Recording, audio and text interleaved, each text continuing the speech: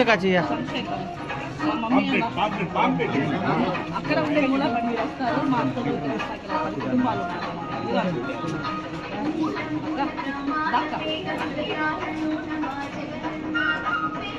అన్న ఇది చూడన్న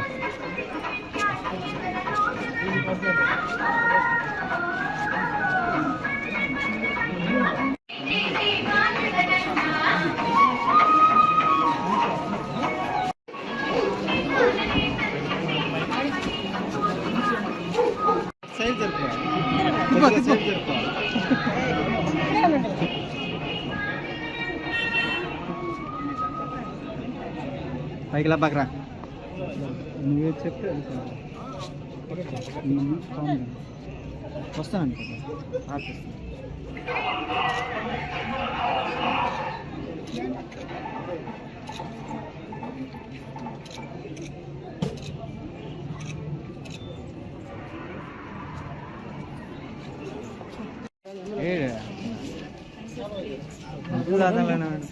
ధన్యవాదాలు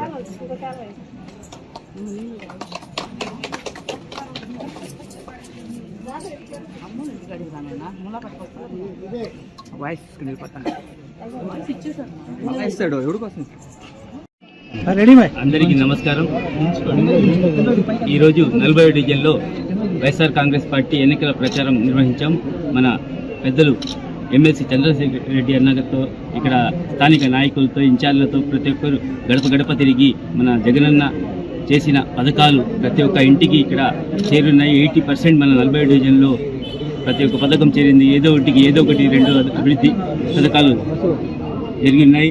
వాళ్ళకి ప్రతి ఒక్క ఇంటికి పోయేసి మనకు వైఎస్ఆర్ కాంగ్రెస్ పార్టీకి ఓటేయాలని, అలాగే జగనన్న చేసిన పథకాల ద్వారా మీరు లబ్ధి చేరుకున్నారు. ఈ లబ్ధి అలాగే కొనసాగించాలంటే జగనన్న మళ్ళా ముఖ్యమంత్రి కావాలని, అలాగే మన నెల్లూరు సిటీ ఎమ్మెల్యే అనిల్ కుమార్ యాదవ్ గారు ఈరోజు చూస్తున్నాం మన వార్డులో ఏ పని లేకుండా కంప్లీట్ చేసాం. ఇక్కడ రోడ్లన్నీ ఎప్పుడో 40 సంవత్సరాల ముందు వేసిన రోడ్లు ఈరోజు మళ్ళీ కంప్లీట్ చేసుకున్నాం. ప్రతి ఒక్క వీధిలో ఏ అవసరం ఉన్నా ఇక్కడ కోనేరు ఉంది, సగం చేసి ఆపేసి ఉన్నారు, అది కూడా కంప్లీట్ చేసుకున్నాం.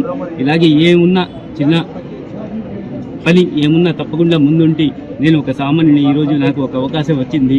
జగనన్న ఒక ఈక్వేషన్లో మైనార్టీలకు ఒక అవకాశం ఇచ్చారు. నెల్లూరు సిటీ అభ్యర్థిగా ఈరోజు మీ ముందుకు వచ్చాను. మీరందరికీ ఎప్పుడు అందుబాటులో ఉంటా.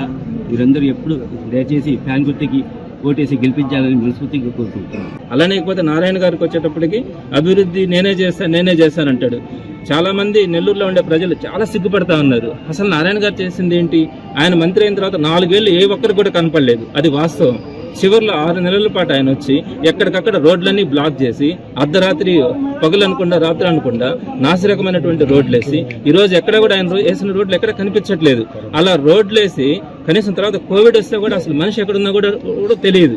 మరి అట్లాంటి రోడ్లు వేసి నెల్లూరుని డెవలప్ చేసిందే నేను. నెల్లూరు నా వల్లే డెవలప్ అయింది. అభివృద్ధికి నేనే బ్రాండ్ అంబాసిడర్ అని చెప్తున్నారు. చెప్పడానికైనా ఉండాలి, వినే వాళ్ళకి మాకైనా ఉండాలి. అహంకారానికి ఈరోజు ఒక అందరూ కూడా సమాధానం చెప్పే రోజు వచ్చింది.